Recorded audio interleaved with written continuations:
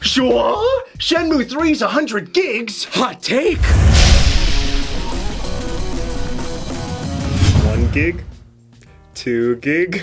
3 gig? 4 gig? 5 gig? 100 gig! It's all big game. I am a fan of Shenmue. Been a fan since the beginning. I bought it on the Dreamcast. At one point, it was like the only game I had access to because I had moved stuff around and I didn't want to take any of the other Dreamcast games out. Did you move stuff around using a forklift? Yeah. Oh, that's the one reference you get. Anyway, so I am excited about this game. I've been looking forward to it for quite a while. Up front, I did kickstart this game because it's Shenmue, and I felt I owed the creator of that game a little bit of money because of how much fun I got from the original games. So what's going on right now is the rumor is it's going to be 100 gigs. Now, this is really, really big. We don't have a lot of games that typically go to 100 gigs, even though we do have a couple that have just kind of been bloated with a lot of hardware, like software stuff and whatever. Hey, Shane. Yeah? I remember when I had Red Alert 2 without the videos, it was 100 megabytes. Yeah. Well, yeah. Just over 100 megabytes. Yeah. Well, we've come a long way, a Shane. long way. There's a couple things that people are thinking about right now when it comes to the game being this big, and I think the first thing people are thinking about is, oh, it must be a massive game. But that's not technically true. Yeah. It could be a pretty big game, Right. and I think people expect it to be a pretty sizable game as it is. But the size of the gigabytes doesn't actually mean the game is going to be big in length. Yeah. All it has to mean is just there's a lot of files in there that are big. It could be very large texture files, could be large sound effects, could be 4K videos. Yeah, there just could be a lot of stuff going on in there. Now, we believe that the game is going to be coming in at 4K resolution, so they're probably going to be utilizing a couple textures that are a little bit higher to facilitate that resolution so that it kind of looks better when you're looking at it on a screen like that.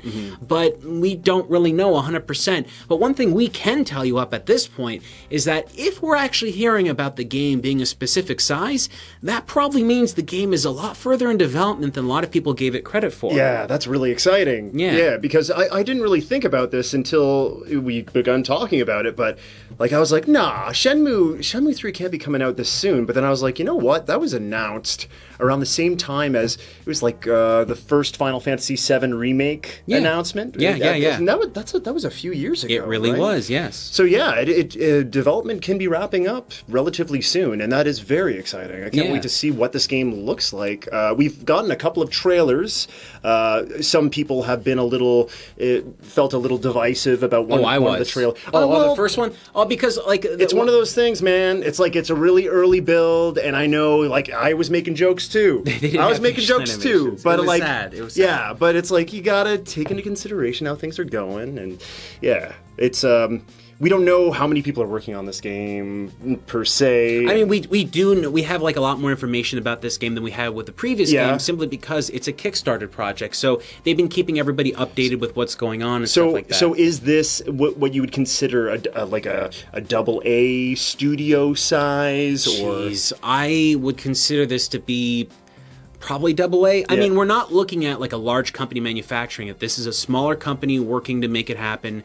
Of course, this is exclusive to the PlayStation 4 because of a deal that they had with Sony, and the game itself was kickstarted, so they're using all money that you can basically see on Kickstarter. There's also going to be some other publishing deals and stuff like that, no doubt, where they get a little bit extra money to actually go to the whole project itself. But realistically, what we're looking at here is a game that is going to be fairly sized. I imagine it's just going to be about the same length as Shenmue 1, maybe Shenmue 2, right? We're looking at a game with a lot of options to explore, a lot of things you can do in the game. Yeah. If you never actually played the game before or the prior entries, it uses a mode called free. Now, what free means is basically you can go around and interact with anything and do anything you want. It was basically one of the first sandbox games. Yeah. Right? That's what made it so special back then. So what I'm hoping to see from this game, and hopefully the 100 gigs feeds into that, is a lot going on. Yeah. Right? Because in my mind, like, I'm not as huge of a Shenmue fan as you are, clearly, but in my mind, Shenmue kind of has to compete with Yakuza at this point, right? It does. Because Yakuza became kind of the spiritual successor to Shenmue. In terms of gameplay, it did, but I don't think it ever really captured the full spirit that you would find in Shenmue. So one of the interesting things with the game is there are points in the game where you'll play, depending on what time of day or what time of year you play. For instance, I played at a specific time when it was snowing in the game. So when I think of Shenmue, it was snowing. But other people played the game at a different month, and the game wasn't snowing. What it used was the actual meteorological data from the area where the game takes place in. So that's something you typically don't think about with games. So if they were to implement the same kind of idea, well, suddenly you need extra textures, extra graphics, different assets. At that point in the game, there's also characters that walk around like a Santa Claus that you don't see at other points in the game. And there was stuff like that they did with the first game that was actually really interesting and basically one of a kind. Nobody had ever done that before. Yeah, it wasn't So aware. with this game, it could basically be the same idea and the same thing. So when they say 100 gigs now, that probably was about the same size idea back then when they released it on the original GD-ROMs on the Dreamcast. Because back then, the games were actually pretty big. It would have been 1.4 gigs, I believe. That's what a GD-ROM file size was. Yeah, I'm not too sure about that size. Well, but... it was a pretty big size. Yes. And that game basically came on multiple discs. It was huge for its time. So yeah, when somebody comes out with a report saying, hey, this is 100 gigs, I'm like, duh. I mean, like, what it has to have in there to be a true sequel to Shenmue, it really has to have a lot of stuff in there. Yeah. The one thing that maybe has people sort of scratching their heads is that we haven't seen all that much of the game, right? So we don't know how sprawling it is. We don't know how huge it is. We don't know all that much about it. So, like you said, us hearing about the game being 100 gigs, seeming close to release, and not having some sort of, like, for lack of a better term, like a Shenmue Direct or something that shows us a lot of what's going into this game. Like, I don't know if I would say I'm worried about it, but just kind of scratching my head. It's interesting because I really feel like we should have seen more from this game by this point, but we really haven't. And like I said earlier, though, that one time we did see the trailer had some pretty bad facial animations. None. Facial It animations had none, at all. Shane. Yeah. and I was actually worried. The moment I saw that, I was like, oh crap, they don't have show enough me your money. worried face. Yeah. So it really got me like thinking maybe this is going to be bad. Maybe they're not going to have a lot of stuff to finally reach the end of this project.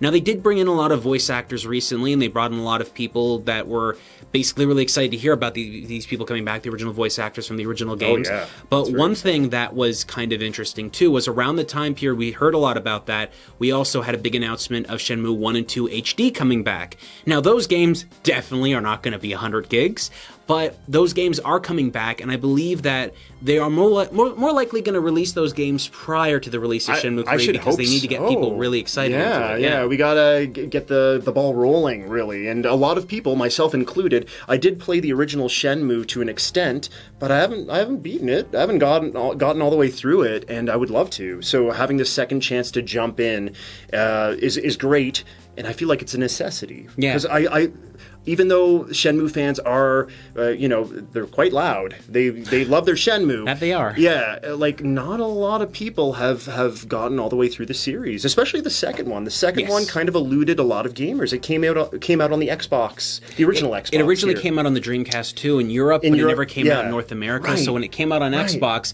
the Xbox gamers had never actually, unless they owned a Dreamcast previously, had never played the first game. So that game came with a disc that was basically the Shenmue 1 game as a movie, which was confusing to people because they really didn't get a feel for what the game was about. So when they played the sequel, it was kind of weird because you didn't really know what to expect from that. So, and plus, like I said, if you actually watch the movie, it takes place at a certain time period and whatever. So if you were going to play the game yourself, it would have a very different evolution of what was going on. The story beats and the story structure basically stay the same, but like I said, the snowing aspects, if it's raining, that kind of stuff kind of goes away. I think a part of what made Shenmue so special were those little touches, right? Yeah. And you don't get that from a movie. You need, it's almost like a part of that game was monotony. But you loved it, right? Yeah, well, it's like going to work every day and then going around town and maybe popping into an arcade and playing some old Sega classics and stuff. There was just nothing like that. They better do that in a new game. Yeah, I agree.